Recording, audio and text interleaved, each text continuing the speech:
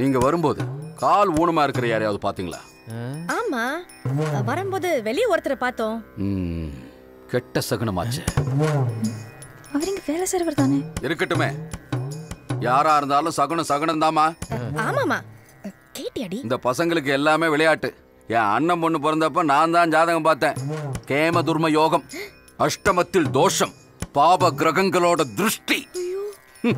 படிச்சு படிச்சு சொன்னேன் படிக்க வைக்காதீங்கன்னு, கேட்கலையே.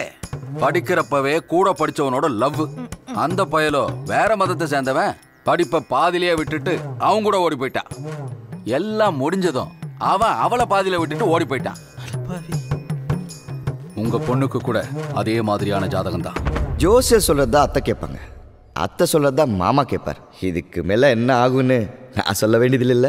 இதுக்கு ஏதாவது பரிகாரம் எல்லாம் இருக்குங்களா? ஒரே ஒரு பரிகாரம் தான் இருக்கு. உங்க பொண்ணுக்கு 2 மாசத்துக்குள்ள கல்யாணம் நடக்கணும்.